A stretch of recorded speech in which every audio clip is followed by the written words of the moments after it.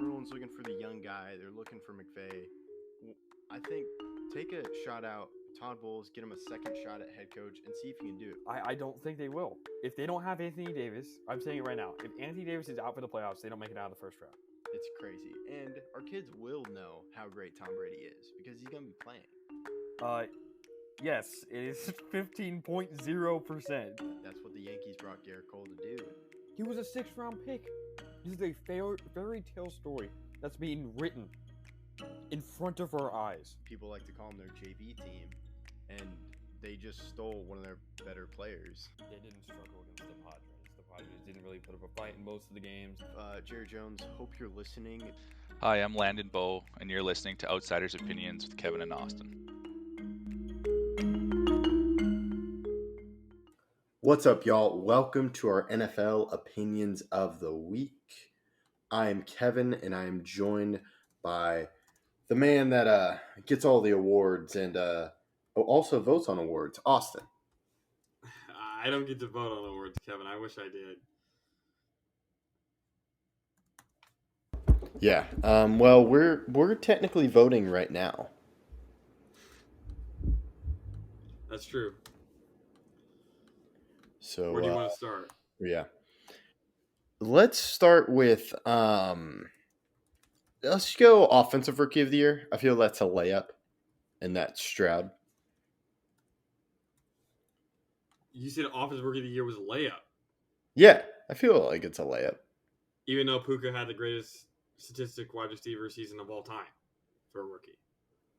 That is fair. Okay, and so he I got got his team to the playoffs too. Yeah, even though Stafford missed a couple games. And all right, you also have Laporta too, so you're not Stroud. I am Stroud, but okay. I, for the first time since 2004, I believe, have a co. I have it being CJ Stroud and Puka Nacua, which is in NFL precedent. It's happened before. And I think this is a case where it should happen again. Because you can't have a better season than Puka had. I don't see how you don't reward him for that season. That's a fair point. I agree. Yeah, I forgot about Puka. That's crazy. He's a 5th-round pick. So is Kyren Williams. And you just slotted right in there. But Stroud had an incredible season. Took the Texans to the playoffs. I know he did miss a few games, but he's just been incredible. Yeah. Now, where's the next award you want to go to?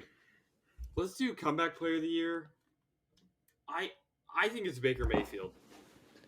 After him bouncing around the league a lot last year between the Panthers and the Rams. Was those the only 2 teams? Panthers, Rams, I believe that's it. I believe. Yes. Yeah. And now he had a great season, led his team to the playoffs. I think it's him. I don't really believe in the DeMar Hamlin. I know it's a great story. I know it is. But the only play I remember for him this year was him making a bad play by being the 12th man when he shouldn't have been on the field for the Bills' field goal against the Broncos. That is the only play I know that he made this year, and it cost his team a win. Yeah, I have not really paid attention to DeMar Hamlin. It's an incredible story. I'm shocked he came back to football. If I were in that position, I would have been like, I'm going to go like somewhere else. I'm going to go do something else. Baker Mayfield is a good choice. I think you could argue Lamar in here because of the injuries, but here's mine. It's Joe Flacco. I'm okay with that. Yeah. I'm okay with that. Like, he's 38. He was on the couch. He was just resting up. And he came in at a time where the Browns were struggling out with a lot with the quarterback situation, and he helped them clinch a spot. Did they go as far as we may have thought? No, but to have a 38-year-old guy who wasn't on a roster to pop on a team, I think that deserves comeback player of the year. However, Baker Mayfield is a good argument. I think both of those guys are definitely worth it. Yeah, and I can understand Lamar, but I wasn't thinking that. And then a lot of these, I'll go coach of the year. I went Kevin Stefanski. I know you can argue DeMeco Ryans, but when I think more about coaching, DeMeco Ryans had a great quarterback. Stefanski had 4, technically 5, in the final week when they rested Flacco. To me, that involved a lot more coaching. However, D'Amico Ryans is not a bad choice. I just went with Stefanski. I agree with Stefanski. It's really close. I still think it's Stefanski, though. Going through 4 different quarterbacks is unprecedented. Yes, and he's an offensive guy. And like I talked about with Joe Flacco, this was a guy who wasn't really familiar with the team. Just came off the couch. You got to learn that system. How does the coach help his quarterback succeed? You do need a good quarterback, but it's also on the coach to make it easier for the quarterback. So Stefanski, to me, required more coaching. However, D'Amico Ryans, coach sets the culture, but in the X's and O's, I think it required more of Stefanski compared to D'Amico Ryans. Yeah. We agree there. We'll go into defensive rookie of the year. I thought this was pretty easy for me. It's Jalen Carter.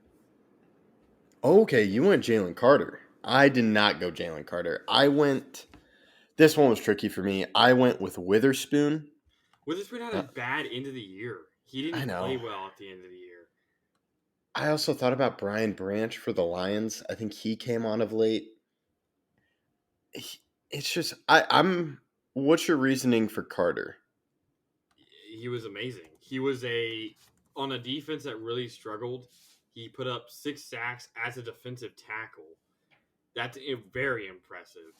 And like I said, the defense was kind of falling apart at the end of the year, and he wasn't. He was a part of the bright side for that team.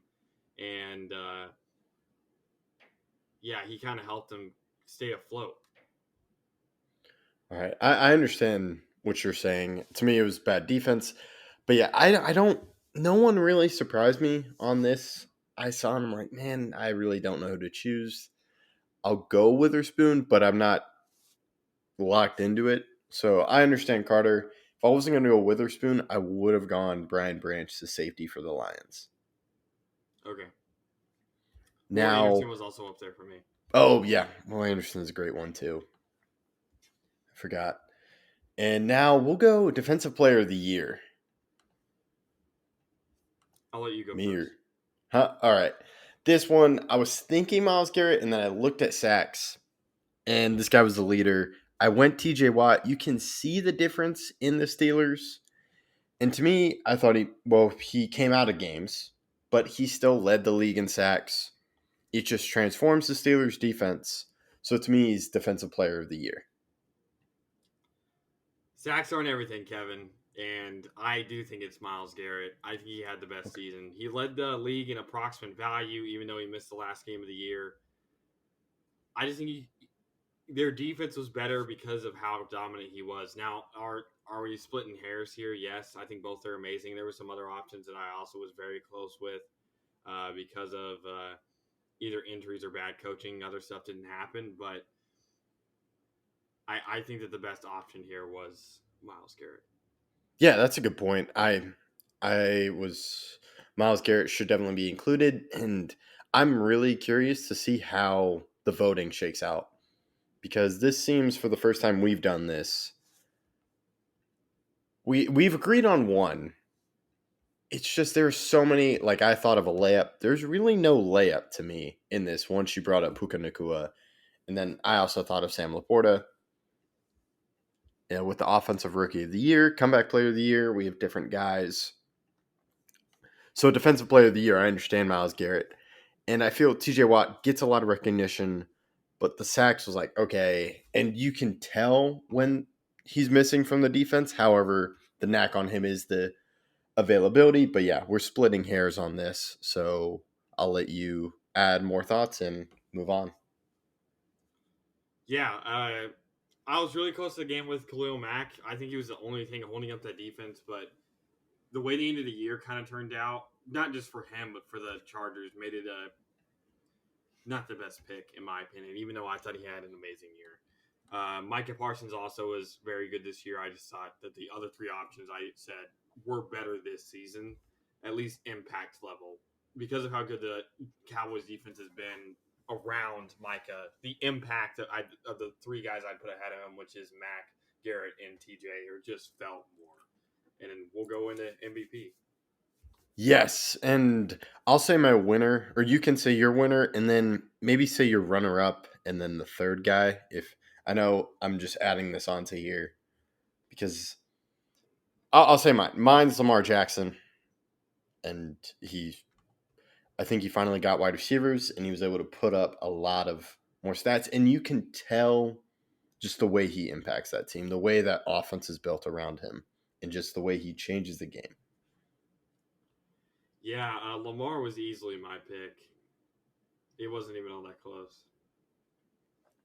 Yeah, I think my second would be Christian McCaffrey. I agree there. And then third, I really don't know.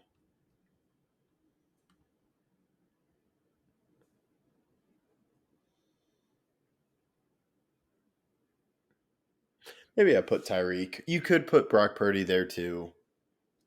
Yeah, but Tyreek had a bad end of the year. He missed some games, and the Dolphins ended up not even winning their division. I don't think he would have been there. I'm going to say no to Brock Purdy, even though I do think I've obviously said that he's better than other people say he is. I feel like he gets hated on a little bit too much. Like, you can't just be a game manager and put up the stats that he puts up, in my opinion, especially when a lot of other QBs use yak or yards after catch just as much or more than he does. I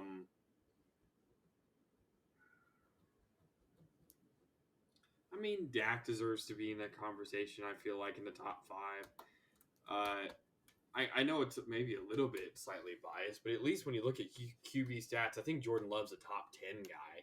I think that based on, I thought he should have been a Pro Bowler, and him being second in the league in passing touchdowns and leading his team to a playoff spot after missing it last year, and the shoes that he's had to fill, I thought he's been amazing. Now, I wouldn't even put him in my top 3, or probably not my top 5, but I think top 10 is fair. Yeah. And to me, Dak, I'm a little soured just because in some of the big games against better opponents, such as the Bills game, the Dolphins game, they struggled a little bit. But he did put up a lot of touchdowns. So I had a feeling we were going to agree on Lamar Jackson. I just wanted to kind of expand it because That's the only home run, I feel like, Mhm. is Lamar. I don't see how, I could see any of the other ones going a different way. I don't know how it's not Lamar MVP.